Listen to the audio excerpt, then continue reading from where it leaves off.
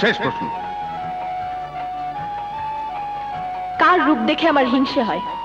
আপনারা সবাই মিস নূপুরকে দেখেছেন, অপরূপ এক সুন্দরী, কিন্তু যে কোনো সুন্দর আরো বেশি সুন্দর হয় কলঙ্ক থাকলে। মিস নূপুরের জীবনে এখনো কলঙ্কের দাগ লাগেনি। রাতের বেলায় তিনি তাকে দেখে হিংসা করেন যার গায়ে কলঙ্কের দাগ আছে, আর কলঙ্কের দাগ সহ সেই অপরূপ সুন্দর হলো আকাশের চাঁদ।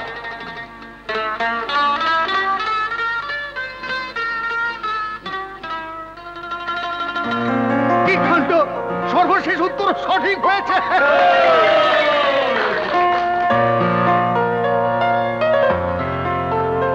লেডিজ এন্ড জেন্টলম্যান, এখনই ঘটবে সেই ঐতিহাসিক ঘটনা। আজকের এই মজার ধাঁধার অনুষ্ঠানের চুক্তি মোতাবেক এখন মিস নূপুরকে চুমু খাবেন মিস্টার রাজা, যা বাংলাদেশে এর আগে কখনো কোথাও ঘটেনি।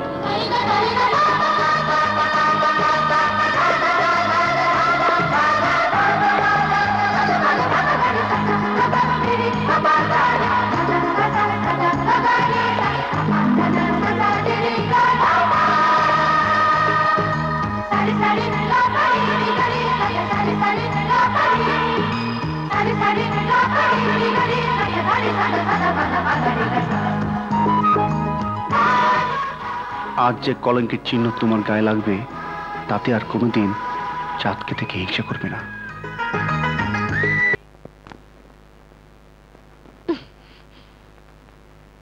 কি করছিস নূপুর? অন্যের উপর রাগ করে কেন নিজের ঠোঁটের 12টা বাজাচ্ছিস? এভাবে ঘষাঘষি করলে তো ঠোঁটের চামড়ায় উঠে যাবে। যাক, উঠে যাক চামড়া, তবু আমার ঠোঁট থেকে ওই লোকটার ঠোঁটের দাগ মুছে ফেলবো আমি। যে দাগ ঠোঁট থেকে হৃদয়ে পৌঁছে যায় সে দাগ কি মোছা যায়? বেশি বকবক করবি না বলছি। আহা, খেপছিস কেন? এমন কি অন্যায় করেছে বেচারা? বাজিতে জিতেছে, তোর প্রশ্নের জবাব দিয়ে চুমুর দাবিদার হয়েছে। যাই বলিস নূপুর, আমার কিন্তু ভালোই লাগে ওকে। দারুণ স্মার্ট, ম্যানলি। আমি যদি চান্স পেতাম তাহলে ওই ঠোঁটে অন্তত এক নিঃশ্বাসে চুমুর স্বাদ নিতাম। Shut up! আমি যদি আর একবার চান্স পাই তাহলে ওর ঠোঁট দুটো চিরদিনের জন্য থেতলে চ্যাপ্টা করে দেব।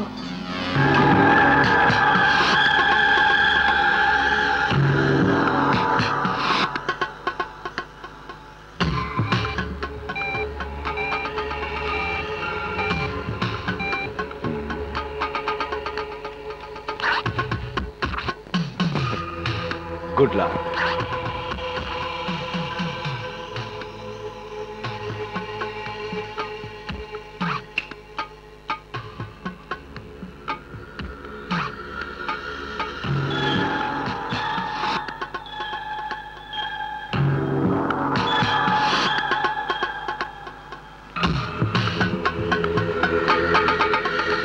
Disco Don club, table number 9। ওরে আল্লাহ রে, মারে গেছি রে। এটা কেমন হইলো? মাফ করে দেন, আমি ব্যথা পাইছি। আরে তুমি? হ্যাঁ আমি। তোমার একটা ভাই আছে না? ও যমজ? আপনি দেখছেন তারে? হ্যাঁ, তোমাকে খোঁজার জন্য বেচারা কি না করছে। কোথায় সে? ট্রাফিক পুলিশ হয়ে রাস্তায় রাস্তায় ঘুরছে। ট্রাফিক? ওহো, ওটা তো আমি ছিলাম স্যার। তুমি? তুমি তো পুলিশে ছিলে এখানে? হ্যাঁ ছিলাম পুলিশে, ওটাও করে দেখলাম, কিন্তু না, অলিউল্লাহর সাথে সলিমুল্লাহ দেখা হয়নি, তাই ওয়াটারে কাজ দিলাম। ওর আমার বার্গার খাওয়ার শখ ছিল, তাই ভাবলাম বার্গার খেতে একদিন না একদিন এখানে আসবেই, আর আসলেই আমার সাথে দেখা হবে। না না না না স্যার, প্লিজ প্লিজ স্যার, এখানে বসবেন না স্যার। স্যার উঠেন উঠেন উঠেন। এই নূপুর, দেখ দেখ। কারি কি কই আল্লাহ রে। সেরেছে, এই পাগল এখানেও এসেছে। আল্লাহ জানি ওর সাথে আবার কেন দেখা হয়। ও গড! তোর একার সাথে কোথায়? আমার সাথে তো দেখা হচ্ছে। চুপ কর! এখানে বসতে পারবেন না স্যার, এই জন্য পারবেন না কারণ এটা বল্টু রাজের টেবিল। কে বল্টু রাজ? ও এই শহরের মস্ত বড় ডেঞ্জার ম্যানের পোলা আরদুত্তরি রাজকুমার। সব সময় সে শুধু হাসে, শুধু হাসে।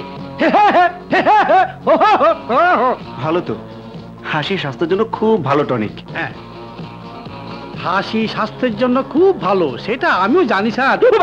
বাবারে বাবা, কিন্তু বল্টু দাসের হাসি যখন থেমে যায় তখন লোকের স্বাস্থ্য এমনি খারাপ হয়ে যায়। আর যদি কাউকে তার টেবিলে বসতে দেখে তাহলে কি হয় জানেন? কি হয়? মোমবাতি মোমবাতি আপেল কমলা আলু পটল কি বুঝলেন না?